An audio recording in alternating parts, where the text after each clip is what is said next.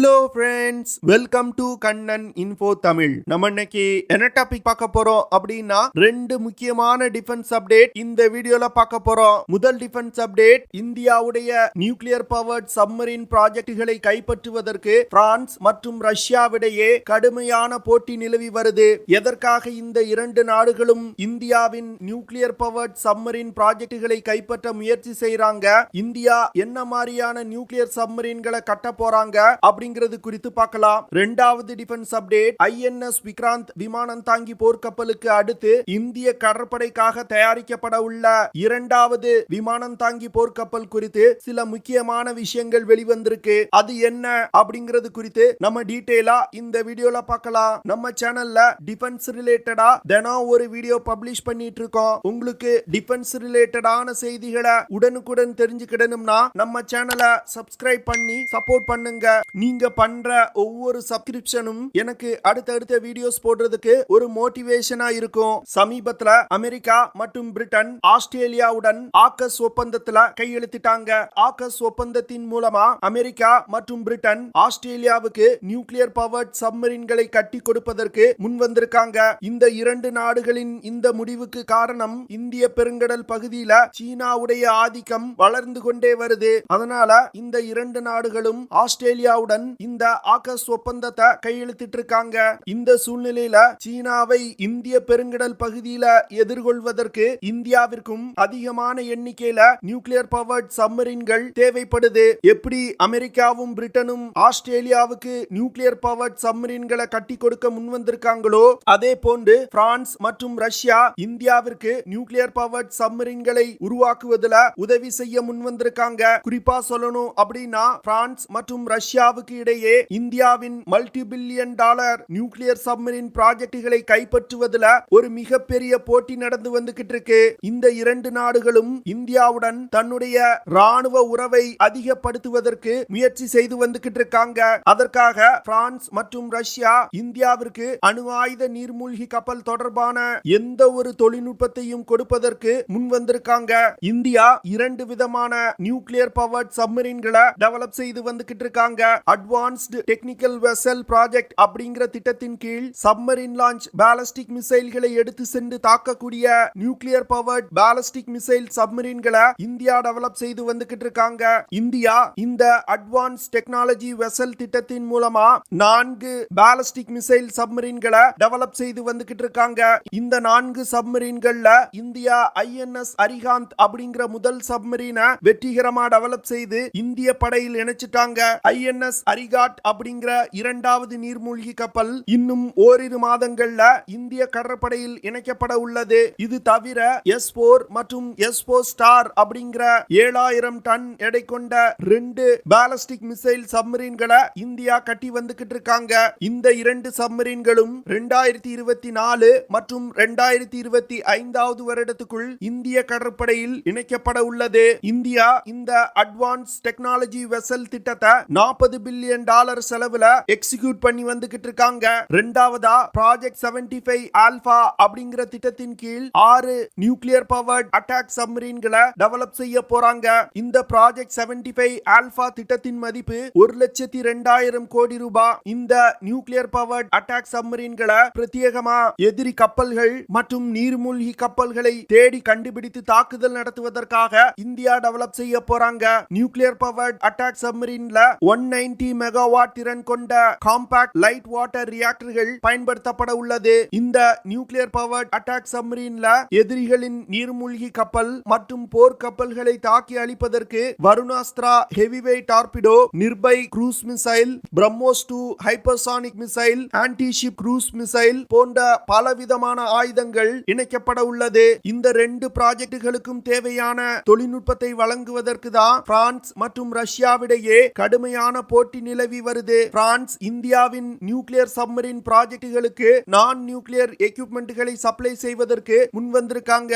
குறிப்பா சொல்லணும் அப்படின்னா next generation pump jet propulsion சிஸ்டத்தை இந்தியாவிற்கு கொடுக்க முன் வந்திருக்காங்க. இந்த ப்ரொபல்ஷன் சிஸ்டம் அமெரிக்கா, சைனா போன்ற வெகு சில நாடுகள்கிட்ட தான் இருக்கு. பிரான்சின் பம்ப் ஜெட் ப்ரொபல்ஷன் சிஸ்டம் மூலமா இந்தியா வரும் காலத்துல உருவாக்க உள்ள சப்மரீன்கள்னால அதிவேகமா பயணிக்க முடியும். அது மட்டும் இல்லாம இந்த பம்ப் ஜெட் ப்ரொபல்ஷன் சிஸ்டம் மூலமா இயங்கக்கூடிய நீர்மூழ்கி கப்பல்ல மிகவும் குறைவான சத்தம் வரும். இதனால இந்த நீர்மூழ்கி கப்பலை சோனார்கள் உதவியோடு கண்டுபிடிப்பது மிகவும் கடினம். அடுத்து பிரான்ஸ் சப்மரீன்கள்ல பயன்படுத்தப்படும் நேவிகேஷன் மற்றும் கம்யூனிகேஷன் சென்சார்களை கொடுப்பதற்கு முன்வந்திருக்காங்க. இந்த கம்யூனிகேஷன் சென்சார்களை பயன்படுத்தி சப்மரீன்கள்னால தரை கட்டுப்பாட்டு அறையுடன் தொடர்பு கொள்ள முடியும். அடுத்து பிரான்ஸ் போன்றே ரஷ்யாவும் இந்தியாவின் நியூக்ளியர் சப்மரீன் ப்ராஜெக்டுகளுக்கு பல அதிநவீன தொழில்நுட்பங்களை கொடுப்பதற்கு முன்வந்திருக்காங்க. இந்தியாவின் முதல் அணுசக்தி நீர்மூழ்கி கப்பலான INS அரிகாந்த் நீர்மூழ்கி கப்பலை கட்டுவதற்கும் அந்த கப்பல்ல பயன்படுத்தப்படும் சிஸ்டங்களை வேலிடேட் செய்வதற்கும் ரஷ்யா பெருமளவுல உதவி செஞ்சிருக்காங்க. குறிப்பா INS அரிகாந்த் நீர்மூழ்கி கப்பல்ல பயன்படுத்தப்படும் ரியாக்டர்களை உருவாக்குவதற்கும் ரஷ்யா உதவி செஞ்சிருக்காங்க. ரஷ்யா இந்தியாவுக்கு சப்மரீன்கள்ல பயன்படுத்தப்படும் நியூக்ளியர் ரியாக்டர்களை உருவாக்குறதுக்கு எவ்வளவு தூரம் உதவி செஞ்சிருக்காங்க அப்படிங்கிற விஷயத்தை இரண்டு நாடுகளுமே வெளியிடல. இதற்கு காரணம் இந்தியாவின் நியூக்ளியர் சப்மரீன்கள்ல என்ன மாதிரியான தொழில்நுட்பங்கள் பயன்படுத்தப்படுது அப்படிங்கறத ரகசியமா வச்சிருப்பதுக்காக தான் இந்தியாவுக்கு வழங்கப்பட்ட தொழில்நுட்பங்கள் குறித்து ரஷ்யா எந்த ஒரு செய்தியையும் வெளியிடல. பிரான்ஸ் மற்றும் ரஷ்யா இது போன்ற அதிநவீன தொழில்நுட்பங்களை இந்தியாவுக்கு கொடுக்கலனா இந்தியா இந்த தொழில்நுட்பங்களை டெவலப் செய்யறதுக்கு இன்னும் 10 முதல் 15 வருடங்கள் ஆகும். இந்த இரண்டு நாடுகளும் இந்தியாவிற்கு வழங்கக்கூடிய தொழில்நுட்பங்கள் அவ்வளவு எளிதா கிடைக்கக்கூடிய தொழில்நுட்பங்கள் கிடையாது. மிகவும் நெருங்கிய நட்பு நாடுகளுக்கு கொடுக்கக்கூடிய தொழில்நுட்பம். இந்தியா, ரஷ்யா, பிரான்ஸ் இந்த மூன்று நாடுகளுடைய கூட்டணி அமெரிக்கா, பிரிட்டன், ஆஸ்திரேலியாவுடைய கூட்டணியை விட மிக சிறப்பா செயல்படும் அப்படின்னு நான் நினைக்கிறேன். நீங்க என்ன நினைக்கிறீங்க அப்படிங்கறத கமெண்ட் பண்ணுங்க. இரண்டாவது டிஃபென்ஸ் அப்டேட். சமீபத்துல இந்தியா உள்நாட்டிலே தயாரிக்கப்பட்ட INS விக்ராந்த் விமானம் தாங்கி போர்க்கப்பல வெற்றிகரமா இந்திய கடற்படையில் இணைச்சாங்க. இதனை தொடர்ந்து இந்தியா இரண்டாவது விமானம் தாங்கி போர்க்கப்பலை உருவாக்கும் வேலைகளை கூடிய விரைவில் தொடங்குவாங்க அப்படின்னு சொல்லப்பட்டு வந்தது. இந்த சூழ்நிலையில டிஃபென்ஸ் மினிஸ்டர் திரு ராஜ்நாத் சிங் அவர்கள் இரண்டாவது விமானம் தாங்கி போர்க்கப்பலை உருவாக்கும் வேலைகள் தொடங்கிவிட்டது அப்படின்னு சொல்லியிருந்தாரு. முதல்ல நிறைய defence experts India INS Vishal அப்படிங்கிற 65,000 டன் எடை கொண்ட விமானம் தாங்கி போர்க்கப்பலை உருவாக்குவாங்க அப்படின்னு சொல்லி வந்தாங்க. ஆனா இந்திய கடற்படை தளபதி சமீபத்தில் அளித்த ஒரு பேட்டியில இந்தியா INS விக்ராந்த் போன்றே இன்னொரு விமானம் தாங்கி போர்க்கப்பலை உருவாக்க போறாங்க அப்படின்னு சொல்லியிருந்தாரு. இந்த சூழ்நிலையில இந்தியா INS விக்ராந்த் மற்றும் INS விஷால் விமானம் தாங்கி போர்க்கப்பலோட ஒரு ஹைபிரிட் போர்க்கப்பலை உருவாக்க இருப்பதா செய்திகள் வெளிவந்திருக்கு. அதாவது INS விக்ராந்த் விமானம் தாங்கி போர்க்கப்பலை விட அதிக எடை கொண்டது. ஆனா INS விஷால் விமானம் தாங்கி போர்க்கப்பலை விட குறைவான எடை கொண்டதா இந்தியாவின் இரண்டாவது விமானம் தாங்கி போர்க்கப்பல் இருக்கும் அப்படின்னு சொல்றாங்க. அது மட்டும் இல்லாம INS விக்ராந்த் விமானம் தாங்கி போர்க்கப்பல்ல பயன்படுத்தப்பட்ட அதே தொழில்நுட்பங்களை இந்தியா பயன்படுத்த இருப்பதாகவும் கூடுதலா INS விக்ராந்த் விமானம் தாங்கி போர்க்கப்பல்ல இல்லாத தொழில்நுட்பங்களையும் இணைக்க இந்தியா திட்டமிட்டிருக்காங்க. இந்தியாவின் இரண்டாவது விமானம் தாங்கி போர்க்கப்பல INS விக்ராந்த் விமானம் தாங்கி போர்க்கப்பலை விட 5000 முதல் 10,000 டன் அதிக எடை கொண்டதா உருவாக்க இந்தியா திட்டமிட்டிருக்காங்க. இந்தியாவின் முதல் விமானம் தாங்கி போர்க்கப்பல் 45,000 டன் எடை கொண்டது. இந்த போர்க்கப்பலை 23,000 கோடி ரூபாய் செலவுல இந்தியா டெவலப் செஞ்சிருக்காங்க.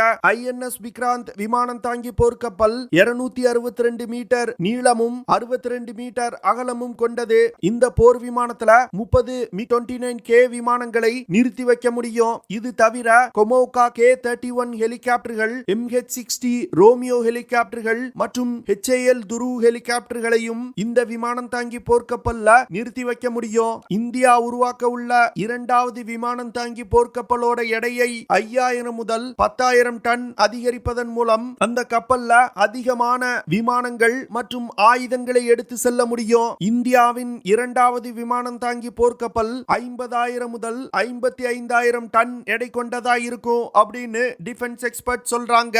ஆனா இந்தியா உருவாக்க உள்ள இரண்டாவது விமானம் தாங்கி போர்க்கப்பல்ல INS விக்ராந்த் விமானம் தாங்கி போர்க்கப்பல்ல விமானங்களை டேக் ஆஃப் மற்றும் லேண்டிங் செய்வதற்கு பயன்படுத்தப்பட்ட அதே ஸ்டோபார் தொழில்நுட்பம் தான் பயன்படுத்தப்பட உள்ளது. ஸ்டோபார் தொழில்நுட்பம் அப்படிங்கிறது short take off but arrester landing அப்படிங்கிற தொழில்நுட்பம். அதாவது ஸ்டோபார் தொழில்நுட்பம் கொண்ட விமானம் தாங்கி போர் போர்க்கப்பல்ல விமானத்தை டேக் ஆஃப் செய்ய வைப்பதற்கு ஒரு குறிப்பிட்ட ஆங்கிள் ராம்ப் அமைக்கப்பட்டிருக்கும். இந்த ராம்பை பயன்படுத்தி குறைவான தூரத்தில் இருந்து விமானங்களால் டேக் ஆஃப் செய்ய முடியும். லேண்டிங் செய்வதற்கு அரஸ்டர் வயர்கள் பயன்படுத்தப்படும். ஆனா முதல்ல இந்தியா 65,000 டன் எடை கொண்ட INS விஷால் விமானம் தாங்கி போர்க்கப்பலை உருவாக்குவதற்கு முயற்சி செய்து வந்துகிட்டு இருந்தாங்க. இந்த போர்க்கப்பல்ல கேட்டபார் அப்படிங்கிற catapult assisted take off but arrester recovery system பயன்படுத்தப்பட்டிருந்துச்சு. இந்த சிஸ்டத்தை இப்போ இந்தியா பயன்படுத்தவில்லை. இரண்டாவது விமானம் தாங்கி போர்க்கப்பலை ஒரு ஹைபிரிட் விமானம் தாங்கி போர்க்கப்பலா உருவாக்குவது குறித்து இந்திய கடற்படை விமானம் தாங்கி போர்க்கப்பலை டிசைன் செய்யக்கூடிய அமைப்பான வார்ஷிப் டிசைன் பீரோவிடம் கலந்து பேசி முடிவெடுக்க இருப்பதா செய்திகள் வெளிவந்திருக்கு. பார்க்கலாம், இந்தியா INS விக்ராந்த் விமானம் தாங்கி போர்க்கப்பல் போன்றே ஒரு கப்பலை உருவாக்க போறாங்களா, இல்ல INS விக்ராந்த் விமானம் தாங்கி போர்க்கப்பலோட ஹைபிரிட் விமானம் தாங்கி போர்க்கப்பலை உருவாக்க போறாங்களா அப்படின்னு. ஓகே ஃப்ரெண்ட்ஸ், நம்ம வீடியோவோட நிறைவு பகுதிக்கு வந்துட்டோம். இதெல்லாம் தான் நான் உங்ககிட்ட ஷேர் பண்ணணும் அப்படின்னு நினைச்ச விஷயங்கள். ஐ ஹோப் நான் ஷேர் பண்ண விஷயங்கள் உங்களுக்கு பிடிச்சிருக்கும்னு நினைக்கிறேன். அப்படி பிடிச்சிருந்துச்சுன்னா ஷேர் பண்ணுங்க, லைக் பண்ணுங்க, கமெண்ட் பண்ணுங்க, மறக்காம நம்ம சேனலுக்கு சப்ஸ்கிரைப் பண்ணுங்க. அப்படியே அந்த பெல் நோட்டிபிகேஷனை கிளிக் பண்ணி ஆல்ங்கிற ஆப்ஷனை எனேபிள் பண்ணிக்கங்க. See you in the next video. Jai Hind.